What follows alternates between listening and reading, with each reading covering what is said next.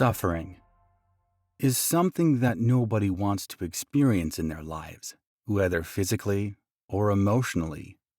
Medicine, however, has concluded that pain is very important because it warns the body of greater damage. What about emotional suffering? Does it have a purpose too?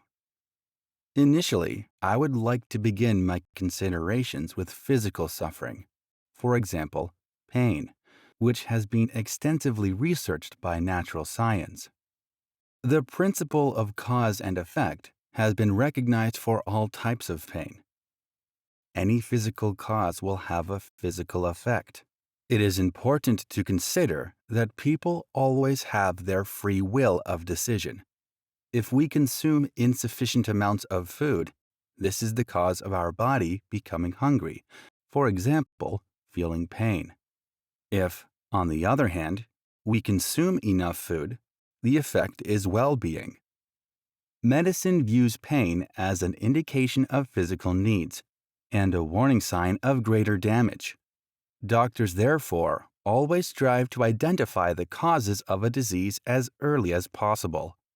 In recent decades, medicine has recognized that psychological and emotional conditions are also the cause of physical suffering. This is referred to as psychosomatic suffering. Fear and worries of our soul are demonstrably the cause of physical suffering, such as stomach complaints. Although classical natural science struggles with the concept of the soul, causes of physical suffering are recognized. But do emotional causes only affect the body? Because the laws of nature are uniformly manifested in the gross matter of the body and the subtle matter of the soul, we can take it one step further. The soul of a person, their peculiarities, sensations, words, and actions influence not only the human body, but also their fate and especially the suffering ahead of them. Jesus Christ explained this with the words,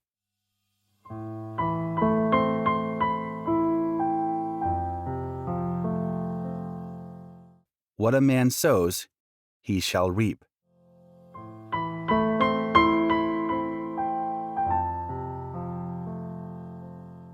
The words do not only refer to agriculture, but to the fate of humanity. Those who sow suffering will reap suffering many times over. Hinduism and Buddhism also speak of the law of karma, which in principle states something similar. The soul influences its future destiny by itself. The law of cause and effect is therefore the main reason for the emergence of suffering. It is in the nature of human beings to have free will in our decisions. For example, if we always behave justly, harmoniously, helpfully, gratefully, and contentedly, we will create the cause for the same kind of seed to reach us multiplied as a harvest. As a result, we will experience joy and happiness. On the other hand, if we are unjust, capricious, selfish, ungrateful, and dissatisfied, we will also reap what we sow, namely suffering. By experiencing suffering, we are encouraged to reflect and examine whether it would be appropriate to change our behavior. A well-known German proverb says,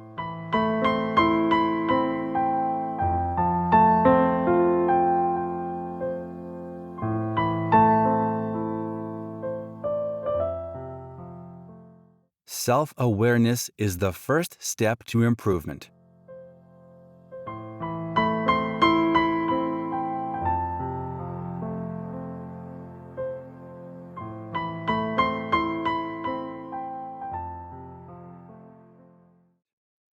The law of cause and effect, sowing and reaping, aims to lead us precisely to this self-knowledge. It is the basic prerequisite for a person with free will to change their behavior. Suffering occurs for several reasons. For one, already described as backlash of previous actions. But we also experience suffering for another reason. It is intended to reinforce our dormant abilities, because overcoming obstacles promotes our development. If we look at an unpleasant situation from the past, we often realize that in retrospect, the experience was helpful for us after all. Like in an individual training program, we are guided on earth to the experiences that are to promote us in our development. The second reason for the emergence of suffering is incentive for development. The first 2 points are therefore especially related to us and are brought about by the laws of nature. This happens also by coincidental appearing connections. They are the events where fellow men inflict suffering on us of all people, although it could have hit others just as well. Everything that is supplied to us by the laws of nature is to promote our development. The third way of creating suffering is not for our benefit, because it brings us suffering through arbitrariness of our peers. On earth, noble and inferior people can live intermingled side by side. This is only possible on earth, because in the afterlife, souls are separated according to their internal purity. The consequence of this is that good people on earth often have to suffer under bad ones, because the free will of the lower-oriented person remains unrestricted. Friedrich Schiller explains the process as follows.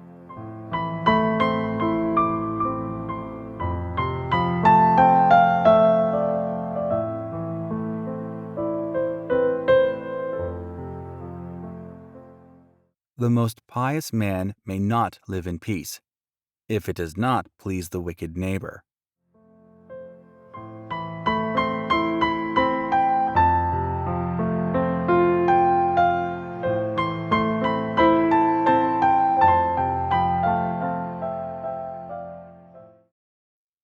Great human suffering, like the dropping of the atomic bomb or the various genocides, were only possible for this reason.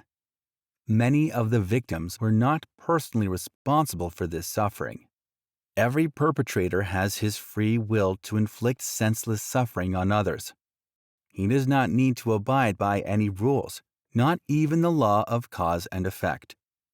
Consequently, there is unjust suffering on earth. The perpetrator is only free to act, but is bound to the effects of the suffering he causes. He must bear the responsibility no matter what. Due to the complexity of these 3 points, suffering on earth cannot be easily assigned. Much of the suffering that afflicts a person was already caused in his or her previous life. Since we were given a new brain at birth, we cannot remember previous lives in our consciousness. Consequently, we are unable to see the connection between cause and effect, and experienced suffering often appears to us as unjust. Also, suffering caused in this life often reaches us years or decades later, which makes it difficult to relate. It is difficult to distinguish whether suffering at the hands of others is a repercussion of our past misconduct, or whether it is inflicted arbitrarily by others through no fault of our own. However, all suffering on earth is brought about by man himself, because the development of man is also possible without suffering.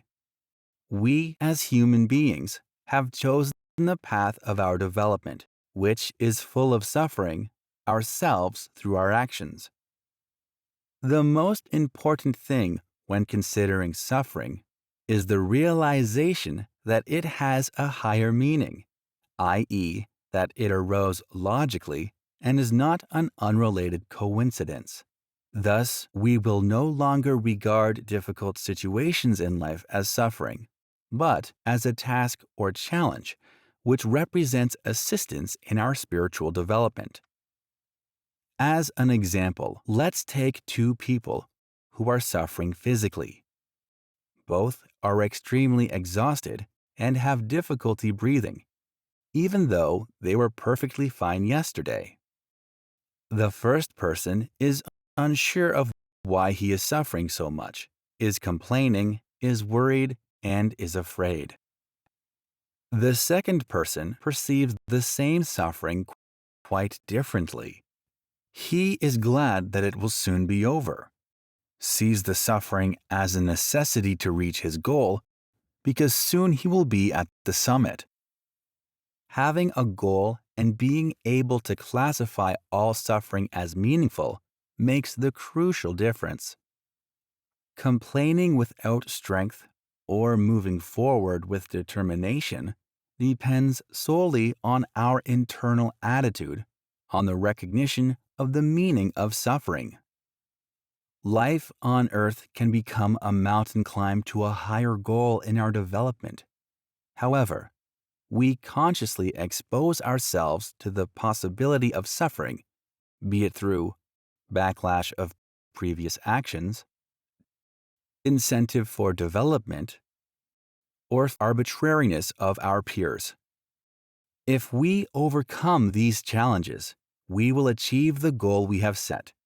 The clearer the mind sees the goal before its eyes, the easier it will be for it to powerfully overcome the obstacles. When it has reached the summit, its goal, it will suddenly have a liberated view. It will look back on the path and recognize the meaning of past suffering.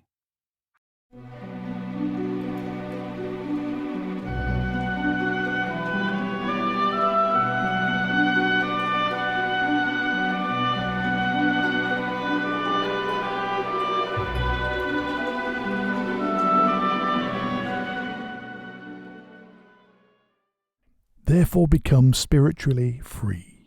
Burst all the fetters that hold you down. If obstacles present themselves, welcome them joyfully, for they show you the way to freedom and strength. Look upon them as gifts from which you will benefit, and you will overcome them with ease.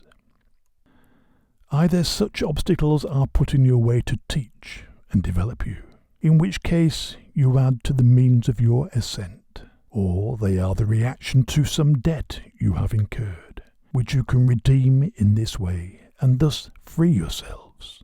In either case, they help you to advance. Therefore, set out to meet them with a bold heart. It is for your own good. It is foolish to talk of reverses of fortune or of trials. Every conflict and every sorrow means progress.